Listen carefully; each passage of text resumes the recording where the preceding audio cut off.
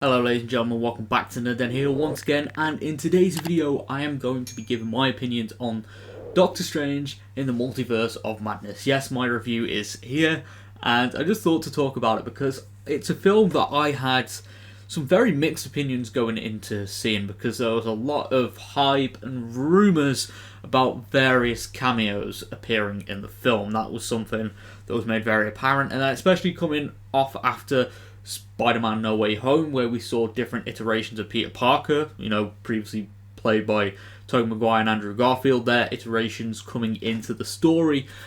I thought the Multiverse of Madness, and many of us thought it was going to go that step further, whilst having like a little mini road trip across different universes, that we were going to be seeing countless cameos of other characters like Hugh Jackman's Wolverine and so many other things. And I was surprised of how the cameos that were in the film worked really well. So in today's spoiler review, I'm going to be breaking everything down and, giving my thoughts about the film. So, I guess since I just talked about the cameos, I may as well give my opinions on them, because, during about 20 odd minutes of the story, Doctor Strange ends up being held captive by the Illuminati, if that's the right way of saying things, because he's deemed as a danger to the multiverse, even more of a danger than Wanda, who, completely blew my mind throughout the story. But the Illuminati were a pleasant surprise for me, because I thought the cameos were going to be scattered throughout this film, but luckily it was very grounded and it was very well done. So the Illuminati consisted of various members that were kind of like references to previous properties, or kind of meta to the Marvel Cinematic Universe. So I'm going to get the big one out of the way. So we had Professor X, Charles Xavier, played by Patrick Stewart, which was amazing, and it was kind of like a reference to the X-Men 97 series. I love that. And just to see Patrick Stewart back playing the role was amazing. I thought that, just the way he was using the story was really good as well. Whilst, to be honest, all of the cameos served as a purpose. They weren't there just to acknowledge the fans. They all had a role to play in the story, and they all left quite swiftly as well, which was something that I really enjoyed, if I'm being completely honest. But there were some other cameos as well. We had Peggy Carter's version of Captain America, also known as Captain Carter from the Marvel What If series, which was amazing to see. Obviously, getting acknowledgement for that animated series was awesome.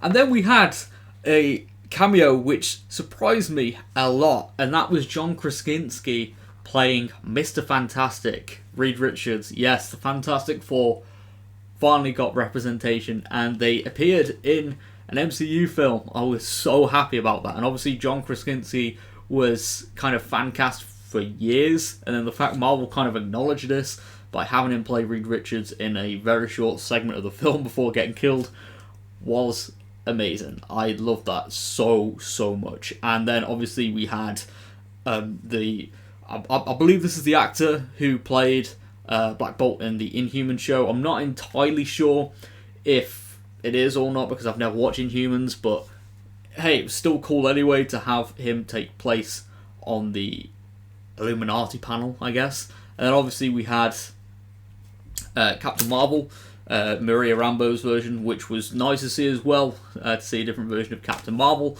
And then we had Mordo, which was, again, awesome. But the fact that they all died quite swiftly, except for Mordo, but they all died quite swiftly, which was a good showcase of the film's PG approach to the horror, which was very well done. Like the brutal deaths for Mr. Fantastic, Captain Carter, Captain Marvel, and obviously Black Bolt as well. It was very well developed, and I did like the backstory with the Illuminati as well. It was just very well done. But I think I've spoken enough now about the Illuminati. Let's get onto the core narrative, because this film, again, I didn't have high expectations going in, because I honestly thought that this is probably going to be a huge cameo fest. And I just thought that, yeah, it's going to be shoehorn loads of cameos and the story might suffer because of it. But I was pleasantly surprised. Like, the directing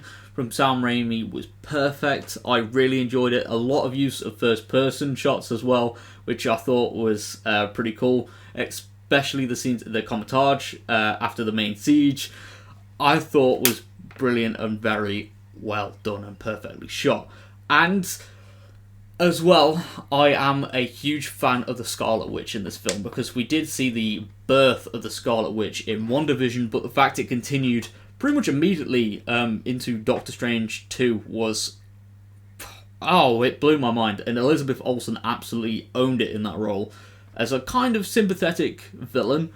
And the fact that, I guess now, you know, with adding on the events of WandaVision and this film together, she can't be redeemed. So we've now seen the death of Wanda. I do think that is the death of the MCU variant of Wanda. I guess we could see her show up later down the line, but we don't know, because obviously the multiverse is open. It's not necessarily all tied up, and I imagine there will be some surprises later in the MCU. But in terms of everything else, though, again, Benedict Cumberbatch as Doctor Strange, I did feel more attached to his character, probably for the first time in forever, if I'm being completely honest, which was nice to see. And as well, there was a lot more emotions with his character instead of just being like a selfish wizard, which was really, really good to see. And again, Wong as well was amazing to see, even though he didn't have much screen time compared to the first film, and it was just good to see the chemistry between those two characters. Wong and Doctor Strange was awesome. It was absolutely amazing. But yeah, again, I would just like to say as well, the narrative as well didn't suffer with the multiversal elements and stuff like that. And America Chavez as well was an amazing character to see, and hopefully is explored either in the sequel or maybe even her own Disney Plus show. I think that would be really awesome to see. But again, amazing cast, and amazing directing, amazing settings, etc. The narrative flowed really well, and Sam Raimi basically delivered this film on a high note, which I really, really am grateful for, and I'm glad it weren't just the massive cameo fest that I thought it was going to be. The only thing I would kind of give criticism for, where there were some points where the CGI was off, especially with the third eye with Doctor Strange, it just didn't look...